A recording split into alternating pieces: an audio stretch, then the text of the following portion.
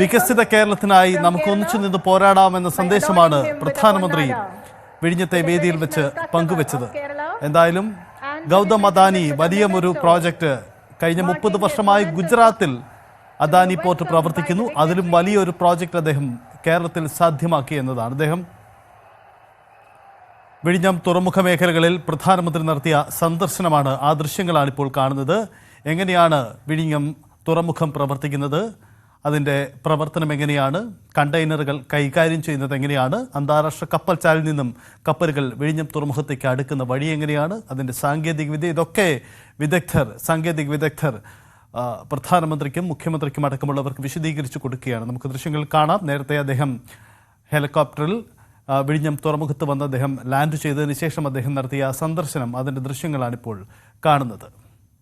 പ്രധാനമന്ത്രി, അദ്ദേഹത്തോടൊപ്പം കേരള ഗവർണർ, മുഖ്യമന്ത്രി, കേന്ദ്രമന്ത്രി അടക്കമുള്ളവരുടെ സാന്നിധ്യമുണ്ട്. അദ്ദേഹം വിശദമായി തന്നെ തുറമുഖത്തിൻ്റെ പ്രവർത്തനങ്ങൾ എങ്ങനെയാണെന്ന് സംബന്ധിച്ച വിശദമായ ഒരു വിലയിരുത്തലാണ് നടത്തുന്നത്.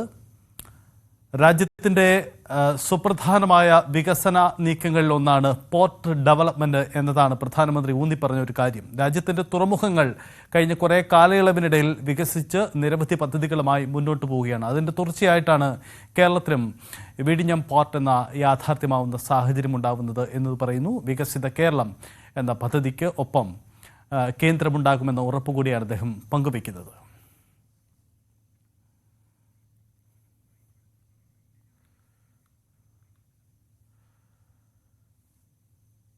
വളരെ പ്രധാനപ്പെട്ട രാഷ്ട്രീയ നീക്കങ്ങളും രാഷ്ട്രീയ പ്രഖ്യാപനങ്ങളും കൂടി പ്രധാനമന്ത്രി അദ്ദേഹത്തിൻ്റെ വേദിയിൽ നടത്തിയിരുന്നു. വിഴിഞ്ഞം കമ്മീഷനിങ് ചടങ്ങിൽ ഇന്ത്യ സഖ്യത്തിനെതിരെ മോദിയുടെ ഒളിയമ്പ് കൂടി ഉണ്ടായിട്ടുണ്ട്. ഇന്ത്യ സഖ്യത്തിലെ പ്രധാന നേതാക്കളാണല്ലോ പിണറായി വിജയനും ശശി തരൂരും. വിഴിഞ്ഞം തുറമുഖ കമ്മീഷനിങ് ചടങ്ങ് പലരുടെയും ഉറക്കം നഷ്ടപ്പെടുത്തുമെന്നാണ് പ്രധാനമന്ത്രി നരേന്ദ്രമോദി ഈ ചടങ്ങിനിടയിൽ അദ്ദേഹത്തിൻ്റെ വാക്കുകൾ കൂടി ഉണ്ടായത്. ഇപ്പോൾ നമ്മൾ കാണുന്നത് പ്രധാനമന്ത്രി അവിടെ സന്ദർശിച്ച ദൃശ്യങ്ങളാണ്.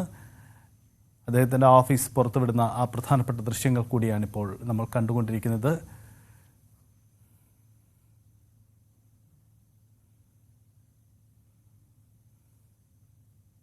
हमारे मुख्यमंत्री जी से भी मैं कहना चाहूंगा, आप तो इंडी अलायंस के बहुत बड़े मजबूत पिलर है. यहां शशि थरूर भी बैठे हैं और आज का ये इवेंट कई लोगों की नींद हराम कर देगा. कल मैसेज चला गया जहां जा रहा था.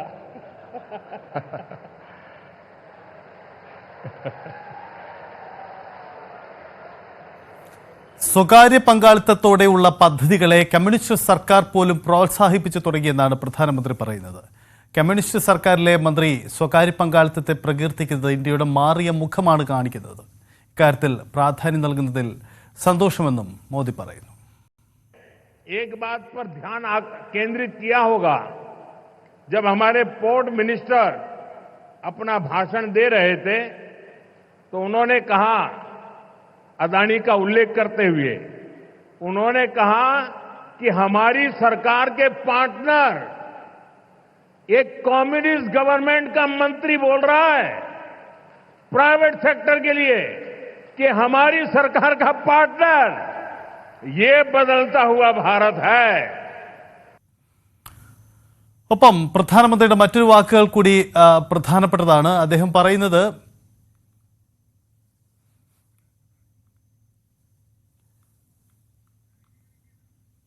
"30 വർഷമായി അദാനി ഗുജറാത്തിൽ തുറമുഖ രംഗത്തുണ്ട്. എന്നിട്ടും ഇത്രയും വലിയൊരു തുറമുഖം പണിതിട്ടില്ല.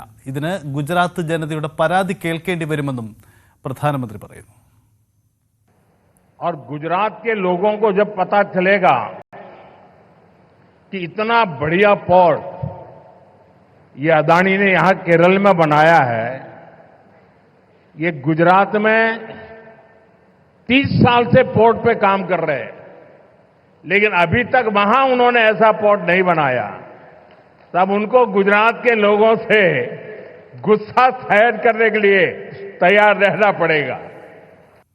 അതാണ് പ്രധാനമന്ത്രിയുടെ വാക്കുകൾ. കമ്മീഷനിങ് ചടങ്ങിൽ മുഖ്യമന്ത്രിയും ഒപ്പം പ്രധാനമന്ത്രിയും സംസാരിക്കുമ്പോൾ ഇരുവരും തങ്ങളുടെ രാഷ്ട്രീയ നിലപാടുകൾ കൂടി ഒന്ന് പരാമർശിക്കാൻ ശ്രദ്ധിച്ചു എന്നതാണ് പ്രത്യേകത. വിഴിഞ്ഞം തുറമുഖം ഇടതുമുന്നണി രൂപപ്പെടുത്തിയ പദ്ധതിയെന്നാണ് മുഖ്യമന്ത്രി പിണറായി വിജയൻ പറഞ്ഞത്. ചെലവിന്റെ ഏറിയ ഭാഗവും കേരളമാണ് വഹിച്ചത്. വികസന കാര്യത്തിൽ രാഷ്ട്രീയ വേണ്ടെന്ന നിലപാടാണ് ഇടതുപക്ഷം സ്വീകരിച്ചത്. 2028 തുറമുഖത്തിന്റെ എല്ലാ ഘട്ടങ്ങളും പൂർത്തിയാക്കുമെന്നും മുഖ്യമന്ത്രി പറഞ്ഞു. 1996 LDF സർക്കാർ രൂപപ്പെടുത്തിയ പദ്ധതിയാണ് ഇവിടെ യാഥാർത്ഥ്യമാവുന്നത്. 2015 ഒരു കരാറുണ്ടായി. എന്നാൽ പല തലങ്ങളിലുള്ള വിമർശനങ്ങൾ അത് നേരിട്ടു. ആ വിമർശനങ്ങളെല്ലാം നിലനിൽക്കുമ്പോഴും വിഴിഞ്ഞം പദ്ധതി നടപ്പാവുക തന്നെ വേണം എന്ന നിലപാടാണ് ഞങ്ങൾ കൈക്കൊണ്ടത്.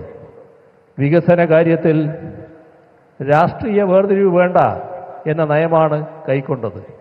കേരളത്തിൻ്റെ അതിനപ്പുറം ഇന്ത്യയുടെ ആകെ വികസനത്തെ ഈ തുറമുഖം വലിയ തോതിൽ ഭദ്രമാക്കുമെന്ന കാര്യത്തിൽ സംശയമില്ല. അതാണ് സാഹചര്യം. പ്രധാനമന്ത്രിയും മുഖ്യമന്ത്രിയും ഇരുവരുടെയും വാക്കുകളിൽ തങ്ങൾ നടത്തിയ നീക്കങ്ങൾ കൂടി അവർ പരാമർശിച്ചു പോകുന്നുണ്ട്. വി അരുൺ ചേരുന്നുണ്ട്. അരുൺ, വിഴിഞ്ഞം രാജ്യത്തിന് സമർപ്പിക്കപ്പെട്ട് കഴിഞ്ഞു. പ്രധാനമന്ത്രി അദ്ദേഹത്തിന്റെ വാക്കുകളിൽ വിഴിഞ്ഞം പദ്ധതിയിൽ സ്വകാര്യ പങ്കാളിത്തവും അതിനെ ഇടതു സർക്കാർ പ്രോത്സാഹിപ്പിച്ചതുമൊക്കെ പരാമർശിച്ചു പോകുന്നുണ്ട്.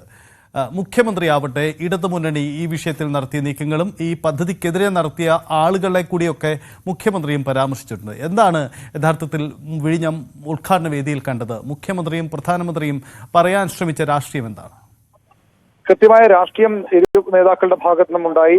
എന്താണ്, എങ്ങനെയാണ് വിഴിഞ്ഞം യാഥാർത്ഥ്യമായത് എന്നതിന്റെ കൃത്യമായ അഭിപ്രായം അല്ലെങ്കിൽ നിലപാടുകൾ മുഖ്യമന്ത്രി വ്യക്തമാക്കി. ഇടതു സർക്കാർ